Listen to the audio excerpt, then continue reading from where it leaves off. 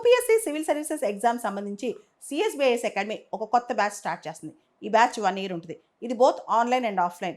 దీనికి సంబంధించి బ్యాచ్ వివరాల కోసం ఈ వీడియో పైన డిస్ప్లే అవుతున్న ఫోన్ నెంబర్స్ కాంటాక్ట్ చేయండి. గ్రేట్ ఇండియన్ బస్టర్డ్స్ వార్తల్లో ఉన్నాయి. అవి రాజస్థాన్ స్టేట్ బర్డ్ కూడా. ఇండియా ప్రపంచంలోనే గ్రేట్ ఇండియన్ బస్టర్డ్స్ విషయంలో ఒక వింత చేసింది. అదే కృత్రిమ గర్భధారణ. ఆర్టిఫిషియల్ ఇన్సెమినేషన్ టెక్నాలజీ ద్వారా గ్రేట్ ఇండియన్ బస్టర్డ్స్ని పుట్టిస్తుంది. మనందరూ తెలుసు ఐయుసిఎన్లో ఇవి క్రిటికల్లీ ఎండేంజర్లో ఉన్నాయి. International union for conservation of nature and natural రిసోర్సెస్లో గ్రేట్ ఇండియన్ బస్టర్డ్స్ క్రిటికల్లీ ఎండేంజర్లో ఉన్నాయన్నమాట. అయితే ఇప్పుడు 3వ చిక్ కూడా పుట్టిందంట. అంటే ఇప్పటికీ 3 పిల్లల్ని పుట్టించారు ఆర్టిఫిషియల్ ఇన్సెమినేషన్ టెక్నాలజీ ద్వారా.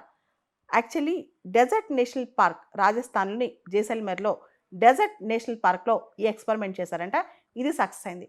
దీనికి కంప్లీట్గా ఈ artificial insemination of great Indian బస్టర్డ్స్కి ఫండింగ్ కూడా Abu Dhabi based organisation international fund for houbara conservation అని చెప్పి వాళ్ళు దీనికి పూర్తి స్థాయిలో ఫండింగ్ ఇస్తున్నారనమాట. సో మనందరికి తెలుసు ఇవి అంటే గ్రేట్ ఇండియన్ బస్టర్డ్స్ మన వైల్డ్ లైఫ్ ప్రొటెక్షన్ యాక్ట్లో షెడ్యూల్ 1లో ఉన్నాయి. కాబట్టి వీటిని మనం చాలా జాగ్రత్తగా ప్రొటెక్ట్ చేసుకోవాలి. వీటి పాపులేషన్, వీటి జనాభా వైల్డ్లో 150 కన్నా తక్కువ ఉంది. అంటే వైల్డ్ గ్రేట్ ఇండియన్ బస్టర్డ్స్ చాలా తక్కువ ఉన్నాయంట. ఇప్పుడు కనుక మనం ప్రొటెక్ట్ చేసుకోలేకపోతే అవి అంతరించిపోయే ప్రమాదం ఉంది, ఎక్స్టింక్ట్ అయ్యే ప్రమాదం ఉంది. మొత్తం మనం రీసెంట్గా great Indian bustard conservation breeding programme కూడా స్టార్ట్ చేశారు. ఈ బ్రీడింగ్ ప్రోగ్రాంలో కూడా కేవలం 55 గ్రేట్ ఇండియన్ బస్టర్డ్స్నే పుట్టించగలిగారంట. So wildlife protection act 1972 schedule 1లో ఉన్నాయి.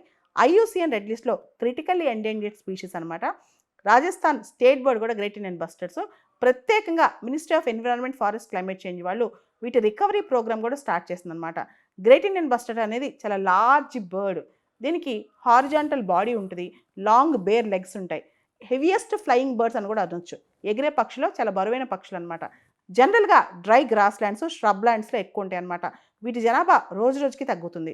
రాజస్థాన్లో వీటిని గోడవాన్స్ అని పిలుస్తారనమాట. గ్రేట్ ఇండియన్ బస్టర్డ్స్ని రాజస్థాన్లో గోడవాన్స్ అని పిలుస్తూ ఉంటారు. ఎక్కువగా ఈ గ్రేట్ ఇండియన్ బస్టర్డ్స్ ఏదైతే ఎలక్ట్రిసిటీ లైన్స్, పవర్ లైన్స్ ఉంటాయో వాటికి తగులుకొని చనిపోతున్నాయంట. దానికోసం సుప్రీంకోర్టు కూడా వీటికి బర్డ్ డైవర్టర్స్ పెట్టాలి, ఫైర్ ఫ్లై బర్డ్ డైవర్టర్స్ పెట్టాలని చెప్పి సుప్రీంకోర్టు కూడా ఆర్డర్ చేసింది. తర్వాత సుప్రీంకోర్టు కూడా గ్రేట్ ఇండియన్ బస్టర్డ్స్ కన్జర్వ్ చేయాలని చెప్పి చాలా గైడ్లైన్స్ ఇచ్చిందనమాట. జనరల్గా గ్రేట్ ఇండియన్ బస్టర్డ్స్ అనేవి డయర్నల్ బర్డ్స్ అనమాట. ఎర్లీ మార్నింగ్ కానీ ఈవినింగ్ కానీ ఎక్కువ యాక్టివ్గా ఉంటాయి. ఇవి ఫ్లాగ్షిప్ గ్రాస్ ల్యాండ్ స్పీషీస్ అని కూడా అంటారు.